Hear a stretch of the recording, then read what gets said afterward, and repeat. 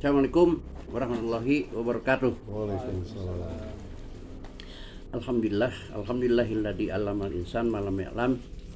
Asyhadu an la ilaha illallah wahdahu la syarikalah wa asyhadu anna Muhammadan abduhu wa rasuluh la nabiyya ba'dah. Bersyukur kita panjatkan kehadirat ilahi Rabbi. Malam ini kita kembali akan membahas kajian tentang tafsir dengan metode Al-Qur'an bil Qur'an yang sifatnya yufassilu ba'duhum ba'daw. Saudara sekalian, kita sekarang akan membahas tentang penafsiran surat Al-Isra atau disebut juga surat Bani Israel. Artinya surat ini berbicara tentang Bani Israel.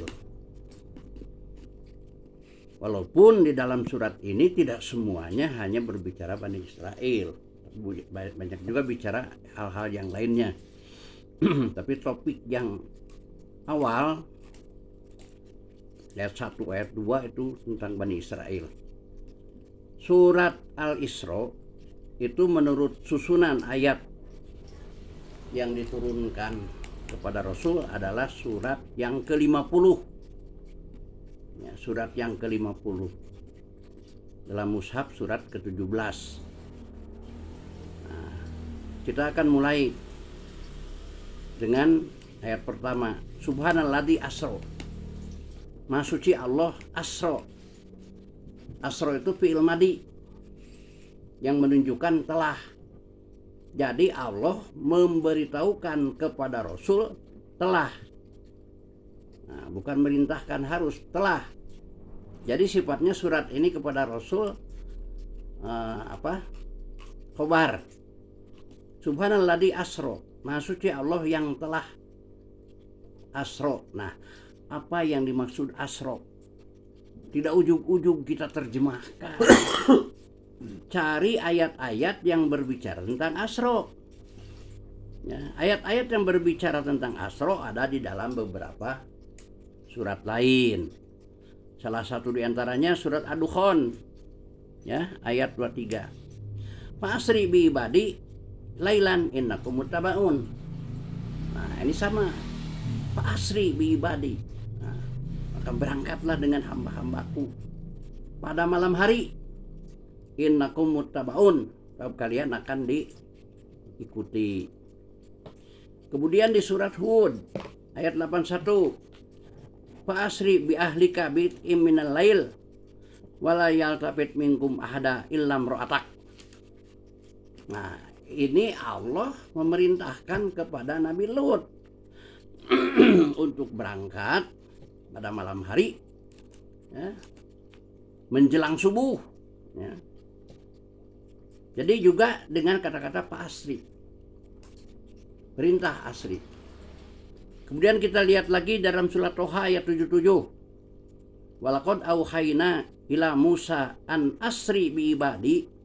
Sungguh kami telah mewahyukan kepada Musa an asri bi ibadi. Nah, untuk berangkat dengan hamba-hambaku.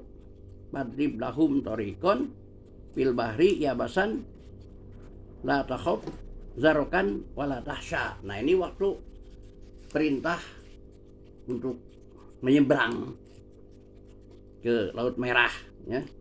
Itu dengan kata-kata walaqad auhayna Musa an asri.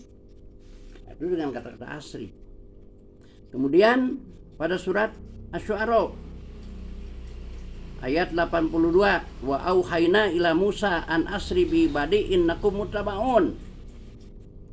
Dan kami wa auhayna, dan kami wahyukan kepada Musa an asri bi ibadi, untuk berangkat pada malam hari, innakum muttabaun, sebab kalian akan diikuti.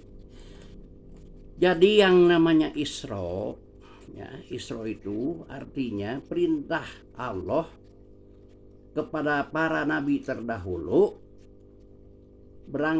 untuk berangkat pada malam hari dari satu tempat ke tempat lain, ya. Jadi subhanalladzi asra, maha suci Allah yang telah mengisrokan. Jadi ini sifatnya khobar fi'il madi. Bi'abdihi. Nah, bi'abdihi ini jangan ujug-ujug bi'abdihi itu Nabi Muhammad. Yang namanya hamba Allah itu kan bukan hanya Nabi Muhammad. Ya, dari Nabi Adam sampai Nabi Muhammad juga hamba Allah. Nah, karena surat ini adalah surat Bani Israel, kemudian ini adalah khobar asri itu bi abdihi, maka abdihi di sini bukan Nabi Muhammad. Nah, bi abdihi ini berarti Nabi, karena ini surat adalah surat Bani Israel, berarti Nabi Musa. Untuk maksudnya Allah yang telah mengisrokan hambanya lailan pada malam hari mina Masjidil Haram. Disinilah yang sering banyak terjebak. Masjidil Haram dianggap Masjidil Haram bimana bangunan sekarang. Masjidil Haram di sini bukan Masjidil Haram bimana bangunan yang ada sekarang. Ya, masjid itu adalah asal kata dari sajadah yasjud, tempat melaksanakan ketaatan. Haramun yang dilarang. Jadi tempat di mana melaksanakan ketaatan, haramun yang dilarang. Nah, siapa yang melarang pada waktu itu untuk melaksanakan ketaatan di sana, berdakwah di sana? Tentu kalau Nabi Musa berarti Firaun yang memerintah zaman itu. Firaun melarang untuk berdakwah pada Nabi Musa di daerah itu. Ilal Masjidil Aqsa, untuk berangkat ke Masjidil Aqsa. Nah, bukan Masjidil Aqsa bimana bangunan yang sekarang, belum ada itu. Ilal Masjidil Aqsa, ke tempat Aqsa itu jauh. Aqsa di Duhu Qorib, ke tempat yang sangat jauh. Alladzi barokna haulahu, yang di sana mendapat keberkahan lingkungannya, artinya mendapat keamanan. Nah, saudara hadirin kalian, maka jelas di sini bi abdihi di sini bukan Nabi Muhammad, tapi Nabi Musa. Allah memberitahukan bahwa telah mengisrokan hambanya yaitu Nabi Musa pada malam hari, ya, berangkat dari tempat yang dilarang untuk melaksanakan ketaatan, yaitu berdakwah. Siapa yang melarangnya? Firaun yang memerintah saat itu. Ilal Masjidil Aqsa, ke tempat yang sangat jauh. Nah, Aqsa bidhu Qorib, ya. Alladzi baroknahu lahu, yang di sana mendapat keberkahan dalam bentuk keamanan dan ketentraman. Terus sekalian, maka pada ayat selanjutnya ini tidak bisa dipisahkan. Wa ataina Musa kitaba wa ja'alnahu hudal li bani Israil. Di situ pakai wawu, artinya menerangkan. Ayat yang pertama, wa ataina Musa kitaba, dan di sana Allah turunkan sebuah kitab kepada Musa. Ya, wa ja'alnahu hudal li bani Israil, yang difungsikan kitab itu bagi Bani Israil. Kalau Nabi Muhammad, ya tidak seperti itu bisa. Kalau Nabi Muhammad wa ataina Muhammadanil wasilata wa ataina Muhammadanil kitaba hudal linas.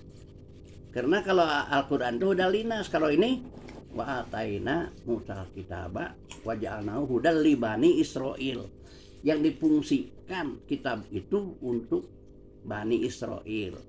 Jadi jelas menunjukkan bahwa bi abdihi ini bukan Nabi Muhammad yang biasanya dipahami oleh umum umat.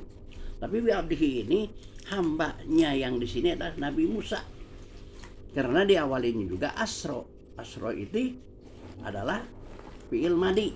Jadi Allah menerangkan telah, ya, memerintahkan kepada hambanya untuk berangkat pada malam hari dari satu tempat ke tempat lain. Kalau Nabi Musa itu kan berangkat dari Kairo, katakanlah ibu kota Mesir, ke nyebrang ke Laut Merah. Nyebrang Laut Merah. Bagaimana tidak disebut jauh? Jarak antara ibu kota Mesir ke Laut Merah itu 480 km. Nggak jauh. Kemudian Laut Merah itu 355 km lebarnya. Coba, jadi keberangkatan Nabi Musa disebut ke tempat yang jauh memang sangat jauh, sedangkan berangkatnya kan cuma pakai kuda.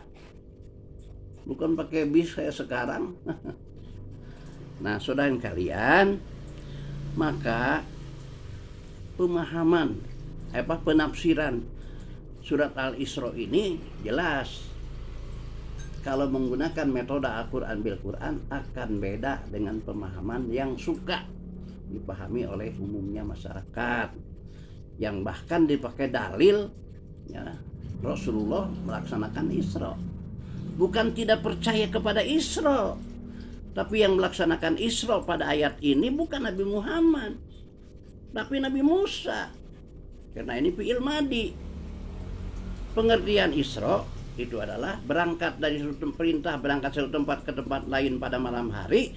Itu diterangkan pada ayat-ayat lain, yaitu di surat Ad-Dukhan ayat 23, di surat Hud ayat 81, di surat Toha ayat 77.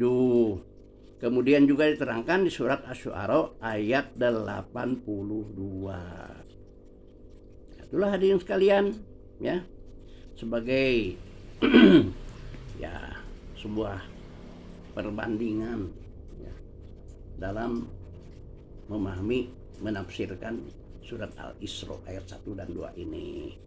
Ya tentu kalau terjadi perbedaan pemahaman, ya diterimanya harus dengan keilmuan. Ya, bukan dasar beda, tapi harus dengan keilmuan sehingga dianalisa dan dikaji dan diperbandingkan. Itu saja mungkin yang bisa saya sampaikan. Barakallahu walakum. Assalamualaikum warahmatullahi wabarakatuh.